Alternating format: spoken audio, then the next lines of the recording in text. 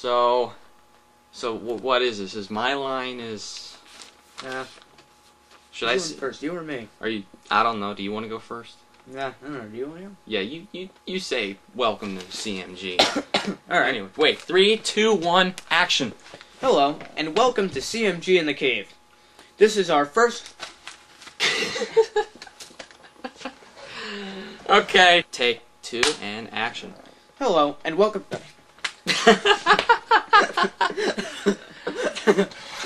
Hello, and welcome. You have to have a deleted scenes. Yeah, deleted scenes. This is Rob and Joey, and welcome to CMG, our first ever video review. Welcome to The Cave. CMG in The Cave is proud to present with our first video game review in a long line of video games and a long line of movie reviews that are going to be coming straight to you. Do you have anything you'd like to say? Are you excited? Indeed. Classic Game Room was a huge inspiration to us. The Classic Game Room is a group of people who made reviews of games. Yeah. Of classic games. Well, the original Game Room. Hilarious. Well, the original Game Room series starring Mark Bussler and David Crossan was a huge inspiration for us. We decided to do a show that's similar, and some people might call us infringers or copiers, but no, we're not that. We are inspired by them, and this is by far a tribute to the original Game Room series, but with a couple of differences. One, we're just teenagers. We grew up with this thing at the least. You know, we had to go back and discover some of these old stuff, so you're going to get a fresh perspective on what teenagers like us, these two video game geeks, what we think about, you know, classic games and classic movies like Raiders of the Lost Ark. We've never attempted anything like this, and actually, we're amateurs. But no, duh, we don't even have a tripod. It's on a box on top of a TV tray. Indeed, and this is actually a green table. I'm glad that you pointed that out. Anyway, today we decided that for our first video game review, we do one that's very special to us. You know what this is? Xevious. It's dangerous. It's devious. It's freaking Xevious. So anyway, we're going to be basically showing you gameplay footage, and we're going to basically give a casual look at all the games and all the movies that we do. And let's take it away. Let's take a look at some gameplay footage. You ready for this? Yep. I'm excited. Let's get started. Now right here we have Xevious, a fantastic game, a very old school game as you can tell on screen. Nothing too fancy about the title, but when you start playing the game, it's a lot of fun. You have like ground targets that you can bomb, you can shoot stuff in the air, and it's a fun game. It's not very bland either. It's got like scrolling backgrounds instead of that boring black background that you have in like Space Invaders.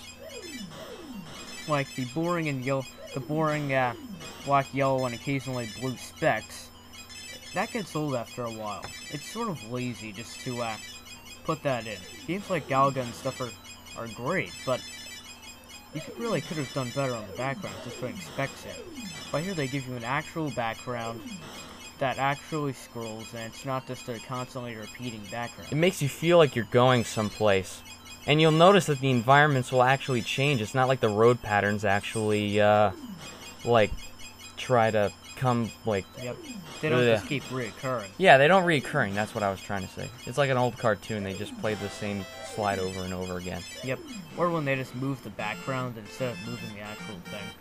Yeah, I know. That's just a sign of laziness. I appreciate the developers actually putting some thought into the level design.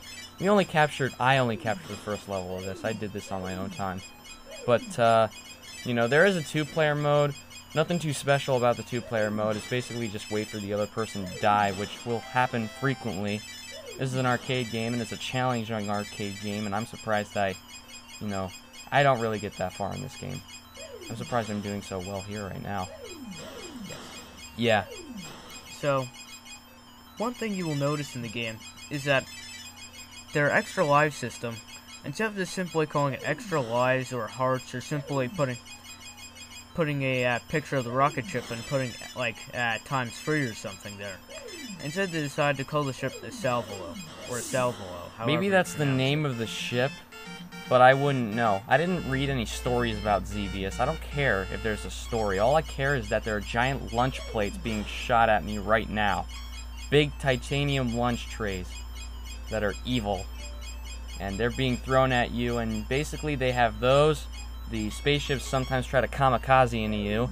And then of course you have, like, they're throwing stones at you. Or at least they're moving very slowly. But, like, their shots are moving so slow that, you know, you'd think that that would be, like, futile. But, you know, they have good weapon systems in this game, like drone tanks and stuff, and all these different fighters. But when it comes to the actual weapons that they are delivering, they are not very, they're not very high-tech and advanced. They're basically hurling space rocks at you. Space like rocks. What Rob said. Yeah. I don't even have the integrity to call them laser beams anymore. I think that this game would have actually been better if you would have been flying a biplane in World War I, because the weapons that you're using are like a machine gun. Although it's not an actual machine gun, you have to constantly hammer away at the button. And you have bombs that are basically the equivalent of sticking your arm out of the cockpit and throwing a grenade on top of, you know, all of those tanks. Yep. Yeah. Your weapons aren't the best, but they're definitely enough to get you through the level and then some. And that concludes our section on Xevious. Yeah. We conclude with the pseudo end boss midway through the level, and I just got blown up. Well, as you can just see, that was just Xevious that we were just playing and critiquing and giving our very highly professional opinion. Don't believe him on amateurs, we rock. But anyway, I think that, you know, what do you have to say about the game? If you had one more thing to leave for our viewers, then what would you say about Xevious? I have to say that the developer succeeded against all odds with the graphics, making the flying saucers or donuts or whatever you like to call them 3D. Well, the gameplay, I think, was a little bit 3D because not only are you on a XY axis, but you also have a bit of a Z axis if you want to get into geometry. You're bombing targets on the ground. I mean, the game itself wasn't 3D. I mean, there is a 3D version for Nintendo 3DS, which is freaking awesome. We have the NES here, as you can see, and Xevious, you can find this in pretty much every system that's out there now. You have that on the Xbox Live, you have that on the Nintendo eShop.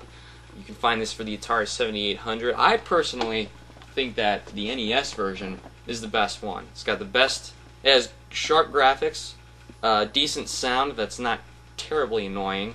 You know, the sprites are very large so you can see the enemies that are coming at you and are trying to shoot at you. Where did you play Xevious first?